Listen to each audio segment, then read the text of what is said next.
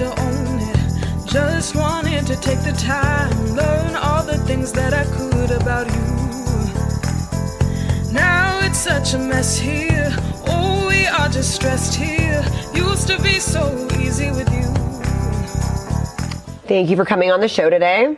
Thank you. Thank you for having me. So I heard you speak the other day, and you have such a great story. Tell our viewers who you are and what you do. Okay, I'd love to. So my name is Michelle Spencer. I'm a registered nurse, and I've been a nurse for 8 years. And I worked on the cardiac floor for 3 years. And as much as I love nursing and taking care of people, I naturally have a lot of compassion for people. Working on the cardiac floor was kind of draining because I took care of a lot of patients who had like chronic issues. They'd have like heart issues, lung issues, kidney issues. We would pretty much give them medicine and send them home, and then they'd come back, with these issues still not fixed. And so I wanted to transfer to a floor that I felt like I could resonate with. And so I felt so blessed when I transferred to postpartum. I got hired on postpartum, and that's working with the newborn babies. And I just was so happy to be there because I was like, finally, I get to take care of these mothers. I can relate to mothers, at being a mother myself. And then I get to see these brand new little lives come to life, And so it was such a blessing. I was so excited. I felt like God put me on that floor. And that's how I literally felt that way when I got hired on postpartum in 2020. And then I went through orientation, and I had to give a baby a hepatitis B vaccine. And before that day, I didn't know a lot about the childhood vaccine schedule or anything. I just knew we're nurses, we give vaccines. Pretty much that's it. They're safe and effective, And when I gave that baby that shot, I felt disgusted with myself. I felt like whatever I just did right there, I never want to do that again. And so I told my mom that day, I said, you know what? I can't do this. I'm not comfortable poking these babies. It feels wrong. I need to go back to the cardiac floor. And she said, do not quit. Those babies need you, and you're saving them. And so I was like, okay, so how am I going to get out of this, doing this, giving this shot, but still going to work on postpartum? And so I kept going to work, and I would try to put it off. I would try to give it to the next nurse or, whatever I could. I wanted to make sure I didn't have to give hepatitis B vaccines. And then that led me to go down the rabbit hole on that vaccine in particular. But anyway, my story really doesn't have a lot to do with hepatitis B vaccines necessarily. My story is about me blowing the whistle in the hospital. So when I worked on postpartum in 2020, it was in the middle of COVID. And so everybody was wearing their masks and their PPE, but for the most part, the mothers were healthy, and then they would come in and deliver their healthy babies, and they were happy, and they'd go home. And they didn't really have any issues going on, and it was just pretty normal, right? Right. That's good. Right. Nothing too exciting. And I loved it. I loved going there to take care of these babies. And so in 2021, there was talk about this COVID vaccine that's going to come out. And I knew from what I had already started to learn about the hepatitis B vaccine, I knew that this COVID vaccine is not going to be safe or effective for pregnant women. The seed was already planted in my head. And so they started giving these pregnant women the COVID vaccine when they would go to their doctor office. And, as pregnant women progress in their pregnancy, they start seeing the doctor more and more towards the end of their pregnancy. And so the mothers around March of 2021, all of a sudden we had all these mothers coming in, no matter what gestation, and their babies had passed away inside. So we were having stillborns. Yeah. And so it had appeared that the mothers were coming in, the babies had passed away, and it was like a week prior, they had received a COVID vaccine while pregnant. Oh my goodness. Yes, exactly. That's just devastating. Exactly. Devastating. And so I was just observing this, and I'm asking other nurses, because we went from having 4 stillborns per year on average every year prior to 2021. That was a normal number for the hospital. 4 per year, that's devastating. 4, but that's a very small amount. Yeah. And so then we went from having 4 per year to, after the COVID vaccine rollout, we'd have 4 per week. And now we're in 2025. And we still have 4 dead babies being born every week in one hospital. But this isn't happening in only one hospital. It's happening across the nation. And so in 2021, this is happening. And everybody's like walking around like, get your vaccine. And I'm like, no, this vaccine is killing the babies. And they're like, no, it's pesticides. It's mothers aren't that healthy anymore, or global warming. And I'm like, huh? Like, it's anything but the obvious that they're saying. And like, it felt like I was living in this Twilight Zone. And so I kept being observant. I'm like, all these mothers now are having these heart issues. I felt like I was back on the cardiac floor. They're bleeding now, or they're having clots now, or they're having these critical medications that we didn't have happening before. Gosh. This is still happening. It's 2025. And I think people, when these mothers come in and they have a stillborn, they're believing that this is an isolated event because nobody's telling them that this is happening all the time now. And so these poor mothers, they probably feel very alone because they don't understand that this is a huge problem. And so I'm a public health nurse. And so this is a public health issue. And so I have been speaking out, and I've been telling whoever will listen to me pretty much that this is a problem happening in the hospital. But every time I speak out, like, I've been silenced like crazy. And I've complained to Fresno PD, I've complained to CDPH, to the California Labor Commissioner Board, and they're all also keeping it quiet. Every time I write a complaint down, they somehow lose my complaint, or they forget to include the important details in the complaint, like babies are dying.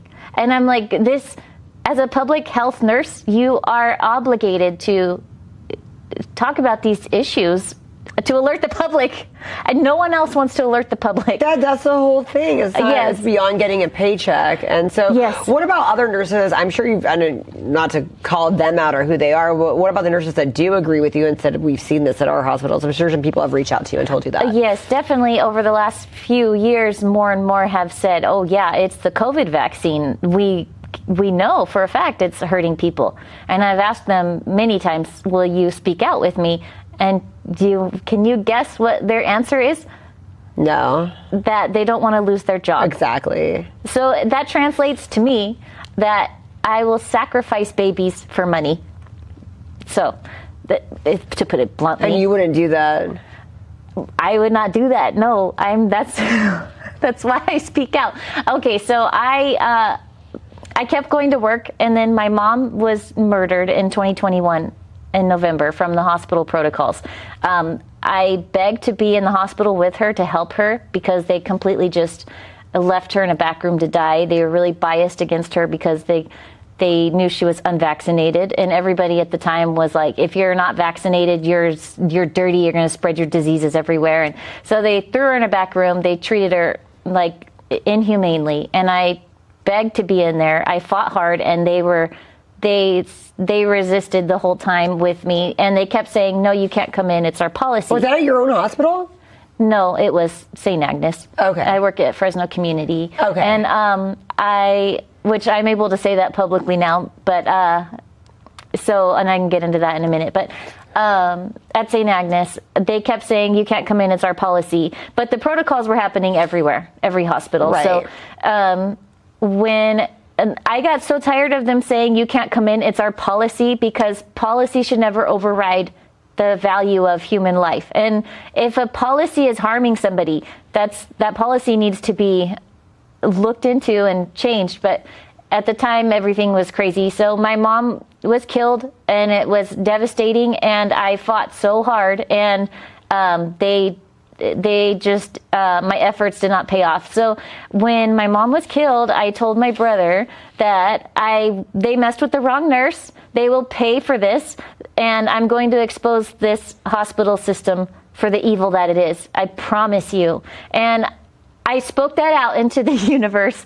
I didn't realize that what was going to follow, like that's literally what I did. And so in 2022, I kept going to work. I wanted to quit because I was so devastated over losing my mom. And I kept going to work, and I could hear her say in my head, do not quit. Those babies need you, and you're saving them. And so I kept going to work. And then in September of 2022, I got an email and from one of the nurse educators, and it was like a really cold-hearted written email. It was very like dry, like it wasn't, it had no, like coming from a nurse, it should have been, I'll just tell you about that email. It said, as you all know, there's been an increase in fetal demises, and in the month of August there were 22 of them, and that ties with the record number of fetal demises, so stillborns, in July of 2021. So that sentence basically says that for the last year, every month, there's been about 20 dead babies born. And she said, and this number is projected to increase. And so that email is horrific. 20 dead babies a month. And they're going to expect more. That's what they're saying in the email? Wow. Yeah, and that's such a huge safety alert issue. Like that email should have been that like such a red flag. Like we have a huge problem here. If every woman was going to their OB doctor and they were receiving a vitamin C tablet, some new tablet where they're like, take this vitamin C, it's going to help your pregnancy. And then all of a sudden these babies are dying, they would pull that off the market immediately. But you know, all these women are going to their doctor. Their doctor's like, hey, take this COVID vaccine because if you don't take it and you get COVID, your baby could die. And so they take it and then the baby died. Like it's wrong. And so the email continued to say, not, oh my God, we need to figure out what's going on. It said, because of the increase in dead babies, you need to brush up on your policies and learn how to handle a dead baby's body. Yes. And so I said, no, I am not brushing up on any damn how to cover up policies. The dead babies. Oh my goodness. Right. And so I sent that email to my friend who had RFK Jr.'s email. And I had just recently met her because my mom's experience of her being killed in the hospital. I met my friend Heidi, who introduced me to another friend who had been in contact with RFK. And so she sent it directly to RFK. And so at the time, he was the head of Children's Health Defense. Now he's HHS. So Mary Holland is the CEO of Children's Health Defense. But at the time, he received the email. So he sent it off to a few investigators. He said, take care of this. So I started getting phone calls saying, hey, we received this email. Can we talk to you about this? And then I ended up on a couple different shows like Del Big Tree. And my workplace caught on. Oh my goodness. And so they investigated me in December, and they said they asked me all these questions. They said they were trying to get me to admit to violating HIPAA, which I did not violate HIPAA. I know better. Yeah, you didn't give names and say exactly. And the email didn't have any HIPAA information in it. And so they asked me for 40 minutes, all these questions, trying to get me to say that I violated HIPAA so they can fire me. And I said, I am a whistleblower and I have rights. I didn't even know what a whistleblower was before that meeting, except for 5 minutes before the meeting, I called Mary Holland and I said, you know, they're calling me into this meeting. I'm probably going to get fired. And she said, no, well, you are a whistleblower, so it's okay. Just go in there, be honest. And if they fire you, it's okay because you did the right thing. Just go in there, it's okay. And so when I said I'm a whistleblower, I have rights, then I think that saved me from getting fired. And so then they said, are you aware that it's against company policy to copy and paste an internal document? And I said, why are you wasting your resources investigating why I copy and pasted an email? You guys need to be investigating why babies are dying. Right. And they said, you can go back to work. And I was like, wait, what? I can go back to work. Because I really thought I was going to get fired in that moment. And then they said, go back to work. And I was like, okay. So that, in my opinion, that was them admitting fault. Like they're understanding they are doing something wrong and that they cannot fire me because then it will expose everything. And so I went back to work and then they retaliated against me. So it was 2 weeks later, they had promised all these employees a bonus, for a retention bonus for remaining employed all during COVID. And when it was 2 days before Christmas that this paycheck, this bonus was supposed to come. And all these nurses are like, oh, we got our bonus. We're going to like pay off our bills and go shopping or whatever for Christmas. And I'm like, oh, that's funny because I didn't get one. And so I called the HR lady and I said, hey, I noticed I didn't get my bonus. And she said, oh yeah, that's because you broke the rules because you spoke out. And I said, well, that sounds like retaliation to me. And she's like, oh no, it's not retaliation. It's we changed your employee status to not good standing or something like that. I'm like, no, wait, that sounds like retaliation. Like in my head, it didn't register. I'm like, what do you mean it's not? That's exactly what it is. And so I'm like, okay. So I hung up the phone. So do you want to know how much that bonus check would have been that they did not give me? How much? 6,666. Wow. Yes. No way. That's funny. Another evil like check. I'm like, okay, so it's obviously evil. Like what are the odds that all these nurses during COVID got this check for $6,666? I didn't get one. Because I did the right thing, I spoke out. So that was like a message. That's a huge bonus. I know. They had never given a bonus like that before, and it was literally 6,666. That's crazy, right? I feel like it's crazy even telling you my story because that is crazy. It's so crazy. It really is. I mean, you can't even write this stuff up. Like, wow. Right. And so I kept going to work and I was like, whatever, I don't want your evil money anyways, and I kept working because, I had to, and I actually do love working postpartum. And so I was okay. Like, I wasn't complaining that I'm still there. And then, but then I keep seeing the dead babies.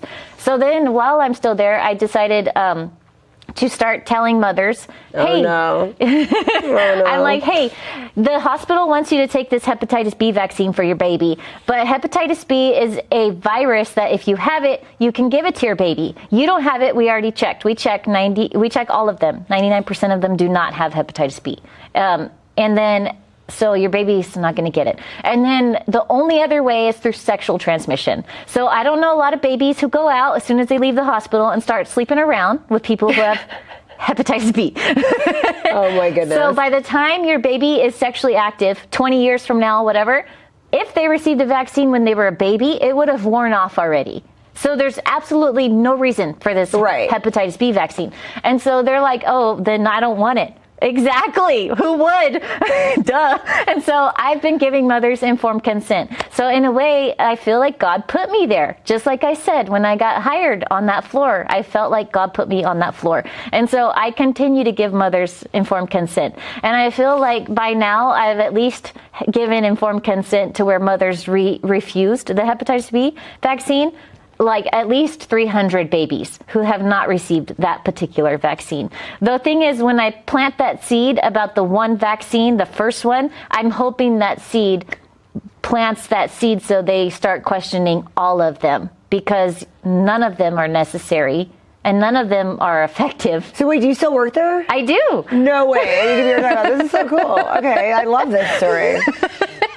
I still work there. And so a couple months ago, my boss called me into her office, and I just finished a functional medicine program, by the way, where I learned all about aluminum content in the vaccines, which is information that they don't give nurses, a registered nurse. This is like information you get from a functional medicine program, like an alternative type, where they give you like true information. And so not versus nursing school where they're like, oh yeah, give a vaccine, it's safe and effective. That's all they teach you about vaccines in nursing school. They really don't teach you the science behind? No, not at all. Ever, okay. No, so I've learned a lot just doing my own research.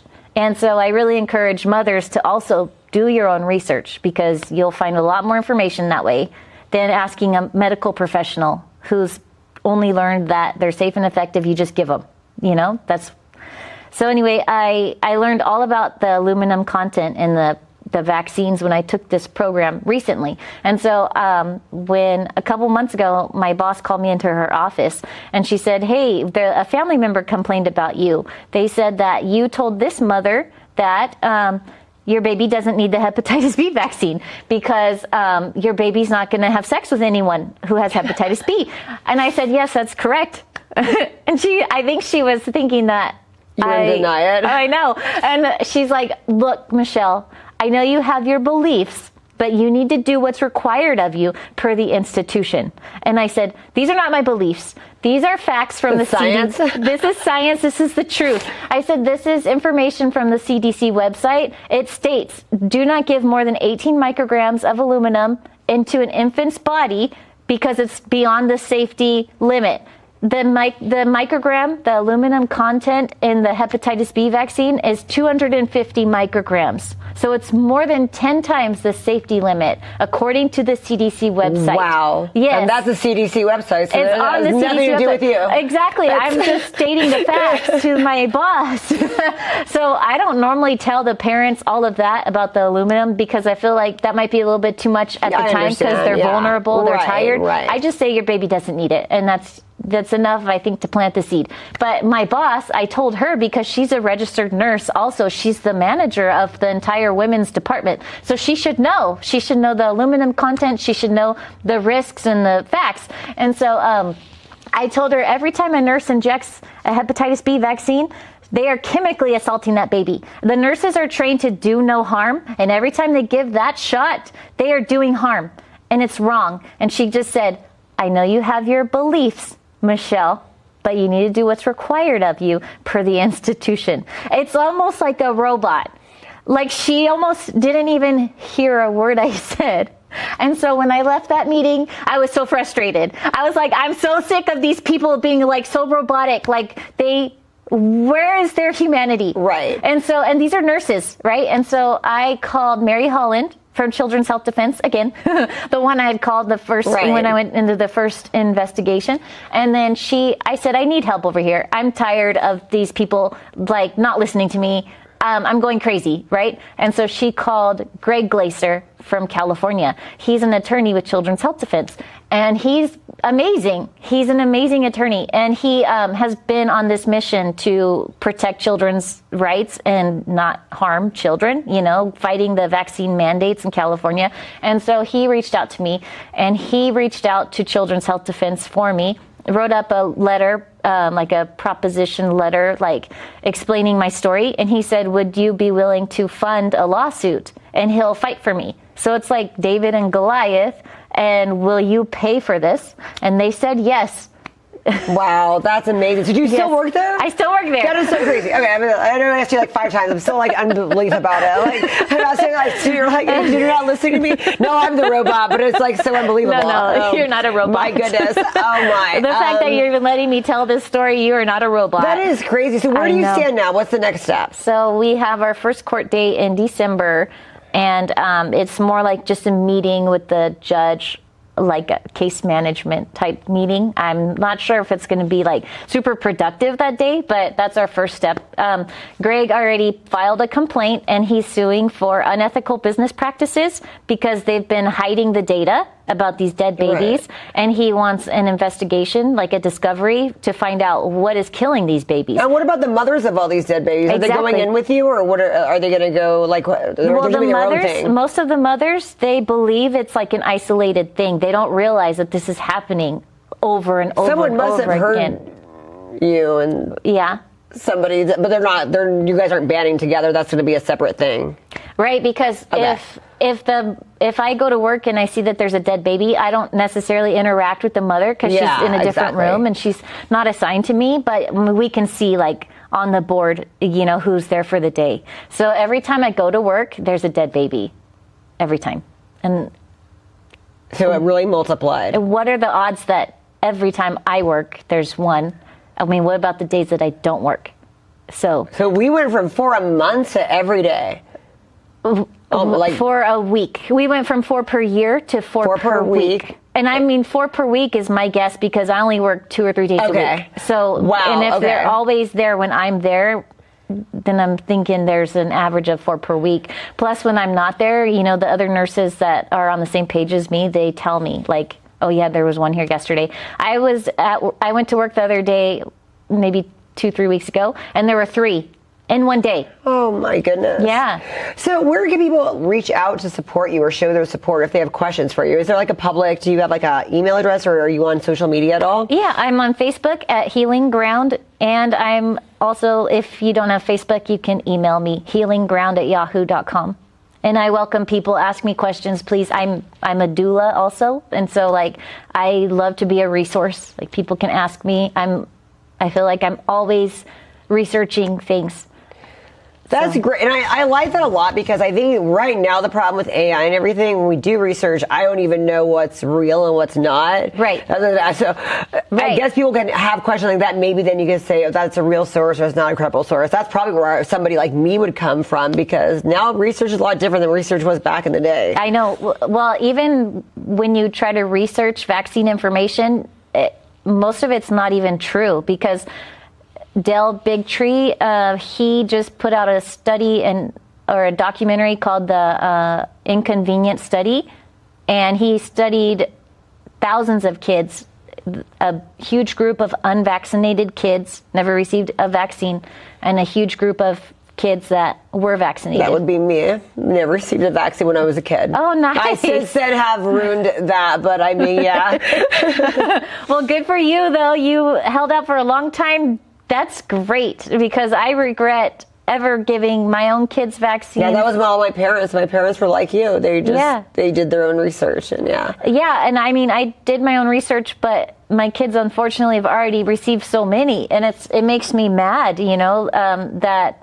that they were harmed, and it's my fault, but it's because the doctors were not honest with me.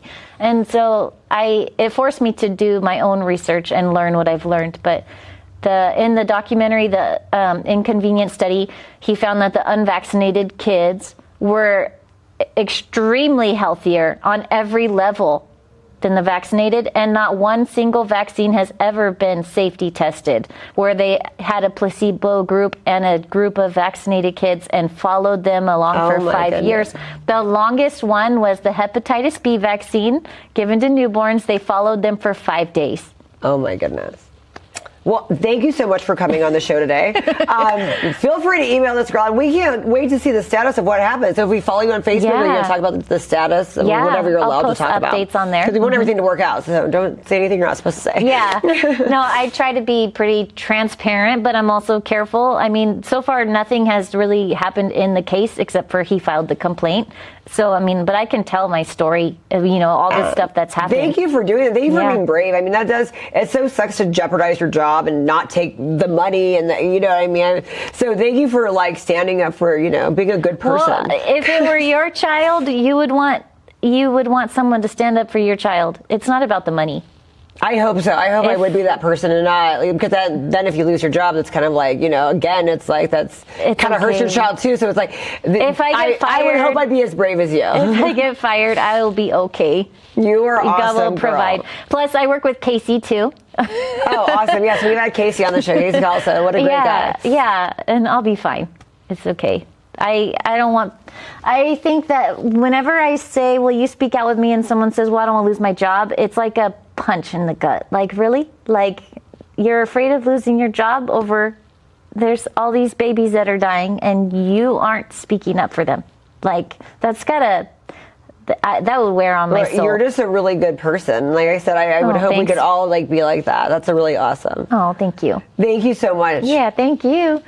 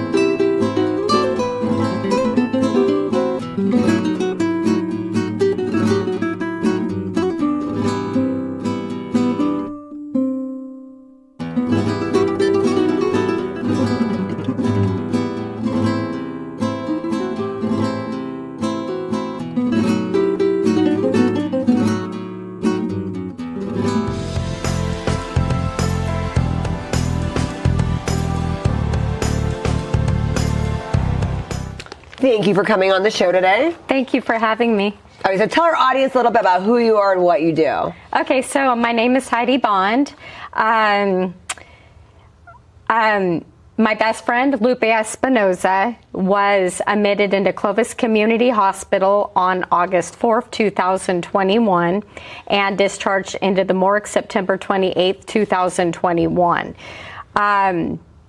She fought for her life for 57 days.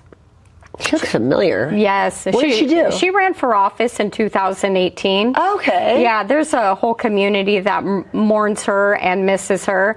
And she didn't have to die. She died because of the government mandated and incentivized toxic, deadly protocols that they're using in all hospitals here locally and across the nation. Did you know about that before that even happened? No. Never on the radar? No. Yeah. We're just living life like normal, like not thinking about it, just doing what we're told, right? Exactly. Yes. So they mandated a drug called remdesivir. Remdesivir was actually in the New England Journal of Medicine. There was a study done, a trial on Ebola patients in South Africa. Out of the 4 drugs that they tested on Ebola patients, remdesivir was the first one pulled because it had an over 53% death rate. So why is that the only drug that was mandated to be used in all COVID patients in all hospitals across the nation? Why was it? It's genocide. They're killing our people. They're killing the American citizens. Some people think it's COVID, but it's not. It's the protocols that they're using. This is a list of medications that my best friend Lupe was given. Tell me, who? How many is this? I can't even There's 121 listed here. So wait, how often was she taking these medications? That they were giving them to her constantly, like fentanyl. That's listed once here. But she was given it over a month and a half continuously, and fentanyl's like 100 times stronger, than morphine. Basically, she was committing suicide in a way. Like if someone took all this, they would be admitted to the exactly. ER right away. And these are the protocols that are being used in all hospitals still across the nation. Our voices have been silenced. Did she know she was taking all of this? See, that's the thing. People, they keep them drugged. They keep them confused. They don't have access to an advocate, no family members. Based on thousands of medical records. And you have this really mapped out. Some of these said 5 days, 1 day, 4 days, 1 day. So you know exactly, exactly what she was taking. Exactly. You just threw this out together. Exactly. And based on thousands of medical records and testimonies of people who have lost loved ones in the hospital, there are 25 tactics that we have identified in almost every single story across the nation. They refused outpatient treatment. If you go see your family doctor or urgent care, they did nothing. They said, go home, wait until you can't breathe, then admit yourself into the hospital, right? Okay, so what did she have in the first place? Where she was getting COVID. All she had was COVID. Yes. So she was ambulanced in to Clovis Community Hospital. What year was this? This was 2021. Biden said it was going to be a dark winter of death for the unvaccinated, and they made sure it was. The unvaccinated were targeted. So she wasn't vaccinated. She was not vaccinated. And they gave her all this. Yes. So yes. So the COVID patients across the United States of America, 1.6 million were murdered this way. They were refused outpatient treatment. They were isolated. They had their rights denied. Vaccine discrimination, forced protocol drugs, no informed consent. They were denied therapeutics that work, such as ivermectin, hydroxychloroquine, budesonide. They were gaslit. Patients were told, you're going to die. How did you get access to the records anyway, all these medical records? No. Families have come forward to share their stories and provide medical records. Betrayal Project USA.org is in the process now of formally collecting those. You could go on their website and view some. How do you know your friend took all of this? Her family got it? I have her medical records. I'm surprised they even were honest about all the stuff that they did. It's kind of shocking. That's the thing. Obtain your medical records because all the information is in there. All of it. Oh my goodness. This is exactly what I think happened to my best friend. Yeah. Because he died of COVID and he was my age and it was like the same thing and he wasn't vaccinated and I've always been curious about that. Oh yeah. So they increased, the oxygen rapidly, causing damage to the lungs, forcing ventilator. Yes. And he said he didn't want it and they forced him to have it. Yes, and all communication, was cut off. Family members weren't allowed in. They took away your reading glasses, your communication, your phone devices. They hid call lights. The doctors and nurses refused to communicate with family members and patients. They were sedated. They were overdosed. Non-emergency ventilation. They told the patient and the family members, it's just for a week to give the lungs a rest. Some doctors manipulated do not resuscitate orders to put that on against the patient's will. How and can the you family. Do that? Exactly. If you go look at the Scott Shahara case, it's all documented in there. The doctors even admitted that they put the do not resuscitate order on against, the family's wishes. It's a scary time. Dehydration and starvation.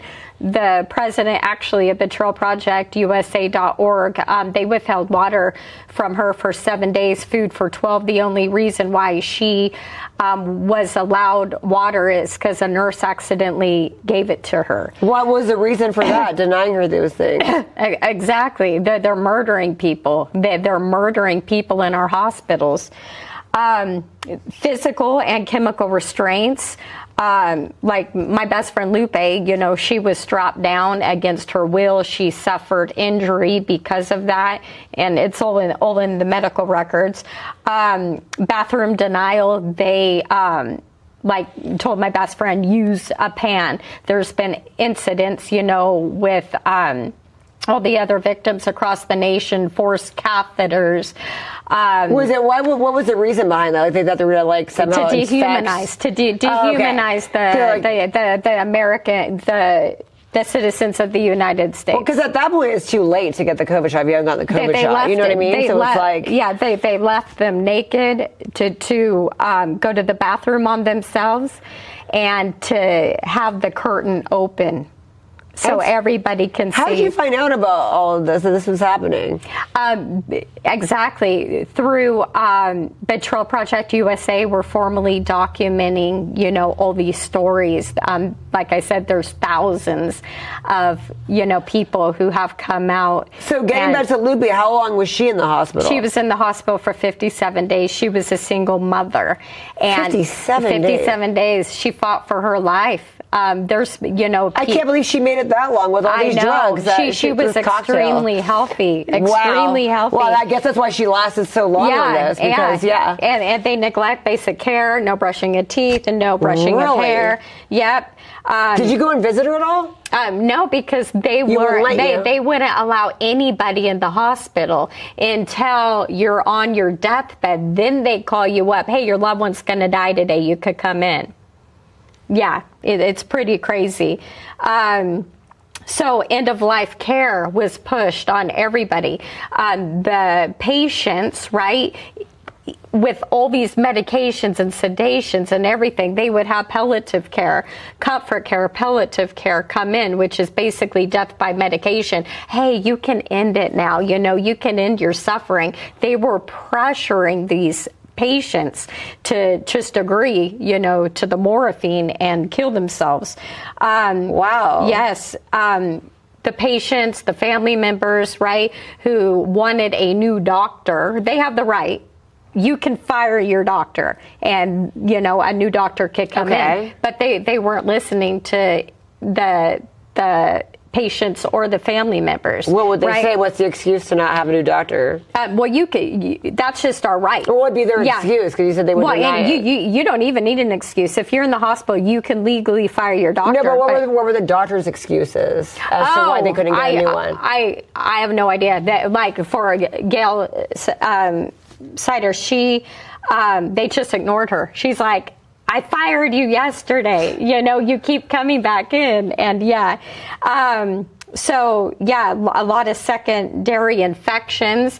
And then through an FBI investigation, Operation Nightingale, they found, that there were a few medical schools here in the United States that were giving foreign nationals fake nursing and doctor degrees. So you could look that up. Operation Nightingale, yes. What was the point of that, of giving the fake degrees and all of that? This has been a planned, coordinated effort for quite some time to kill as many American citizens as possible. And 1.6 were murdered this way.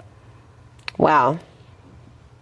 That is absolutely wild. And, the links, like this is, my friend Patty, she wrote no remdesivir on her husband's arm. They had to literally go through the ink to give him remdesivir. People like Michelle's mother, and Michelle told St. Agnes no remdesivir. They gave it to her anyways when Michelle's mom was vented. And we have the right to say no to things. And that's always been our right. But they're not listening to people. They're giving them the protocols against their will, against their family's will. Hanging the bags at night while you're asleep. Michelle's mom, she was strapped down. They knocked out her teeth when they vented her. And I can give you contact information with a lot of other victims here locally, and you can interview them. It's pretty telling. So when did you find all of this out? Your friend dies, they contact you, they tell you your best friend died. So how do you, what's the next step that happened after that? Exactly. So how old was she, by the way? She was only 48 years old. She was older than me. I'm 52 now. We're going on 5 years. They're still using the protocols. Families across the nation have received no justice, no accountability. So this is still happening when people have COVID? Yes, it's still happening, yes. We just helped save a 2-year-old out of a hospital in Ohio. So yes, the remdesivir bags are being hung daily here locally and across the nation. That's why God bless you for what you're doing, because we stand in front of the hospitals every week trying to warn people, right? Because that's the only tool we have is to warn as many people as possible, because the hospitals aren't, gonna, quit killing people. And we pray a lot of, these laws which are allowing this, like the PrEP Act is overturned. So doctors and nurses don't have blanket immunity to do whatever they want. So they're... Well, okay, so then they tell your best friend dies, and then what was the next step after that? Okay, so when my best friend was in the hospital, we both belonged to the California Republican Assembly. Okay. And there was a huge meeting up in Los Angeles we were both going to attend, right? When Lupe was admitted into Clovis Community Hospital, she was yelled at. She was discriminated against. She told us this because of her vaccine status. She wasn't vaccinated with the COVID-19 vaccine. So 2 days later, I went to that meeting. I knew there'd be a lot of people in power there, so to speak. I was trying to find somebody to help me advocate for her, because I only thought that she was being discriminated against because, of the COVID vaccine. Finally, I came across a gentleman named James Bradley that was running for U.S. Senate. He pulled me aside. I explained to him everything. He got me in contact with Susanna Shield, which has been part of medical freedom for quite some time. She was the one that educated me on remdesivir, the protocols, and Yeah. So that's so you kind of knew right away that there was shadiness going on because she was able to call you and text you at least to tell you all this stuff. So by the time she died, you were like very suspicious. Well, yeah. Well, just that day upon arrival into the hospital. After that, they drugged her. She was always confused. That was the last basic conversation we had with her in her right mind. State of mind. Wow. Yeah. Yeah. It's heartbreaking. Absolutely heartbreaking. And yeah, her son has no mother. It's generational devastation that has been unleashed on the United States of America. Oh my goodness. Yeah, and these are leaked papers, the remdesivir papers. This was leaked out of the military. Out of, people serving in our military who had COVID, 64% of them who received remdesivir died. Wow. So, yeah, so you take that along with, the New England Journal of Medicine Ebola trials, and you could look on the NIH website. It's all there. They know it's killing people. Head of HHS, Robert Kennedy Jr., he has spoken on this many times. So, we pray that he'll pull remdesivir soon, but yeah. So what's the next step in all of this? What are you doing now? Well, the next step, that we're praying for in all victims across the nation is to repeal the PrEP Act. No one should have blanket immunity. So right now our only tool is to warn the people and to collect the stories. So if you have a story, and then how are we going to obtain their medical records? Like I said, I'm pretty sure that's exactly what happened to my best friend. How do you get the medical records? We're not, obtaining medical records. But what we're doing is collecting the stories, face-to-face interview through Betrayal Project, USA.org. We're collecting stories of the victims of the hospital COVID protocol, and we're collecting the stories of the COVID-19 vaccine injured or killed. Wow. Yes. That is wow. What a crazy story. Yes. Well, I wish you guys the best of luck in what you're doing with all of this. Where can people get a hold of you if they have any insight or anything to tell you? Yes, betrayalprojectusa.org. Okay. Yes. And what about you personally? Do you have an email or anything that people can ask you? They could, get hold of me through that. Okay. Yeah. Do you but you don't have an email through the site? Or on X, California Betrayal Project USA. Okay. Yeah. And then, where can we find out the status of how everything's going? Well, they're still using the protocols, so when they do win the protocols, it'll be known throughout the nation. Wow. So, yeah. Well, thank you so much for coming on the show today. We're definitely going to keep up on this, and thank you for what you're doing. I mean, this is like a big undertaking that you're taking just because you love your friend, and I really appreciate that you're doing this. What does her family think about all this? Thank you. They're, glad that her voice is not silenced, and why we're doing this in addition, to keep her memory alive and make sure her voice is never silenced, is because it's still being used, in all hospitals across the nation. They're still killing people daily. So that's why this is such a pressing issue. And that's why we are so grateful because like I said, we've been trying to break through to media, going on 5 years now, right?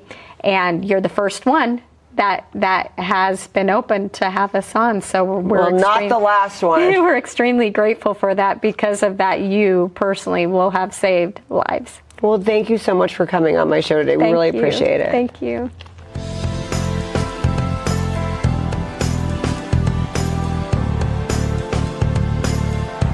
Thank you for coming on my show today. Oh, I'm glad to be here.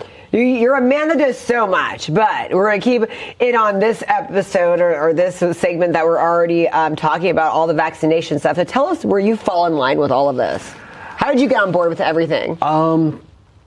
I started as a podcaster. I came on as a guest. And then he invited me back and said, can you come back next week? And I sat in what he called... On what show? Terry Wilde had a show with KXEX. That's a local station. And He invited me back and said, well, you're the guest host. And then he invited me back the next week, and I didn't run. And he said, well, sit in the host chair. And I thought, well, what's up with that? But okay, I'm game. This is fun. Well, one of my very first shows was somebody talking about medical freedom. And I knew that, because I was already protesting at Blackstone and Shaw. For those local, that's a major cross street here in Fresno. I was already protesting because I knew that the government had decided that they cared about my health, but, you know, HE hockey sticks, my liberty. So if their whole thing was, well, they need to take care of me and I'm not capable of making my own decisions, I'm like, well, no, that's not okay. I have these enumerated rights in the Constitution. That really bothered me. And then I started researching about COVID, and I'm like, well, okay, aside from an N95, the masks are a complete and utter joke. It's a control mechanism. You can find studies from around the world talking about how effective masks were with other COVID variants of the same size, meaning it's a virus of the same size.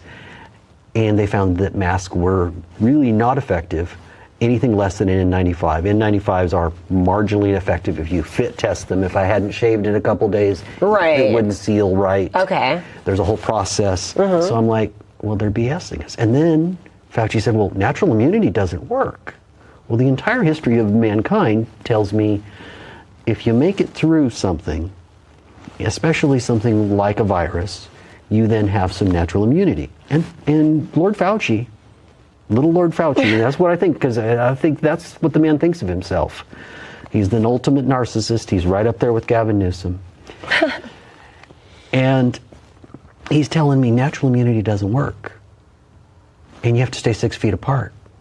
And next thing you know, Governor Newsom's telling me, well, no, you can't go to church. But then I looked and I'm like, but strip clubs are still open.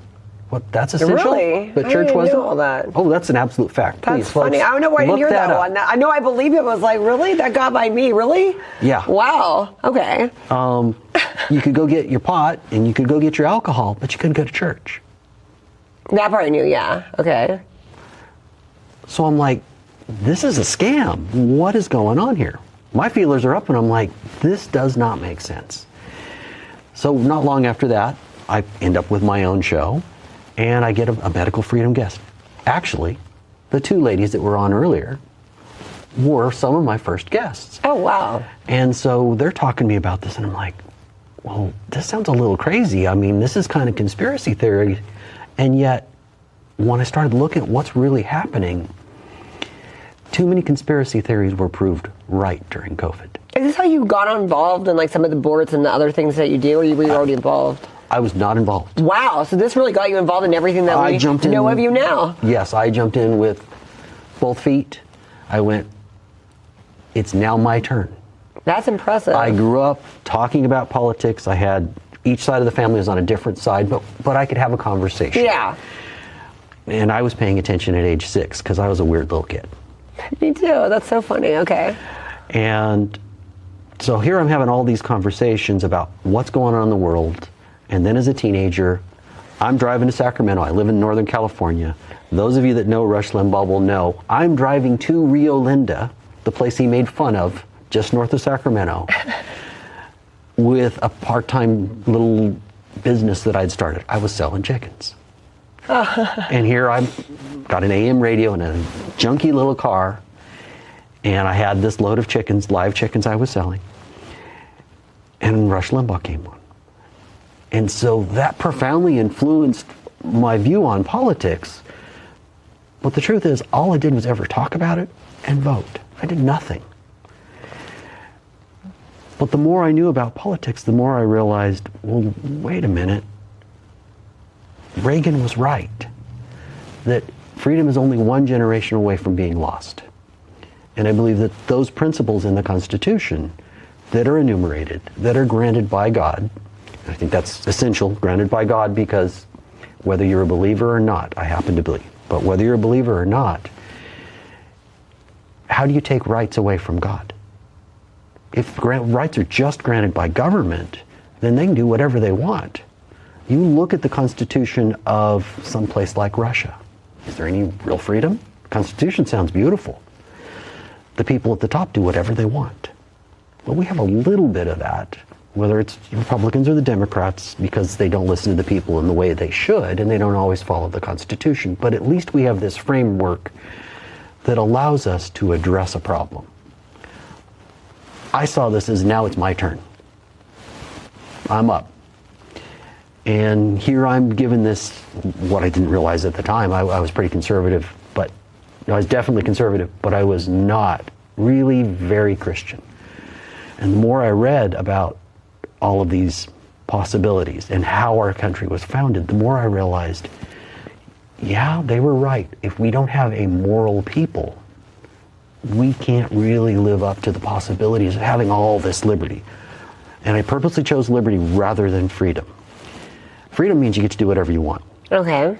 Liberty means you have a set of responsibilities to make sure that everybody, the minority and the majority, their rights are respected. Freedom means you can scream from the rooftops and act like a fool. Liberty means maybe you should have a little consideration for others. Your rights all extend all the way up to where they infringe on somebody else. So if we're behaving badly, then do you really want to get in the way of that? I think that if we're going to have a civil society where both right and left can have a conversation, we have to agree on some basic things. During COVID, that went out the window. Those basic things like, I have the right to say whatever I want, the government can't censor. A private corporation can censor you if you signed a contract and you work for them. I'm self-employed, my boss is a jerk, but most of the time I look in the mirror and I'm happy with me. But a whole bunch of people, they couldn't say what they wanted about COVID. I was banned multiple times on Facebook and other social media platforms for talking about COVID. One time I even posted what Great Britain's equivalent of the CDC. They have the equivalent of that over there, but they were saying some things different than ours. I made no commentary, no comment, I posted it. I was banned for a week on Facebook. Wow. Now, you say, well, it's Facebook, what's the big deal? That's the new public square, folks. Not just Facebook. I get Facebook is for the old people. Now it's probably TikTok. Well, I remember but there's probably a new one now. I remember trying to get answers, just as an interviewer doing the show, trying to get answers. We ran the show every day. I did episodes for like 2 weeks and trying to get answers, and there was like nobody had answers, and all I was trying to get was answers. I didn't have assumptions because I had no answers to make assumptions. But you weren't even allowed to ask the questions. I felt like I was getting a lot of run around answers. Right. I was just looking for answers. I honestly didn't even have an opinion at that time with any political affiliate at that time. I found much more information about COVID by looking at what was happening with other news organizations around the world. Sky News Australia, I'll pronounce it wrong.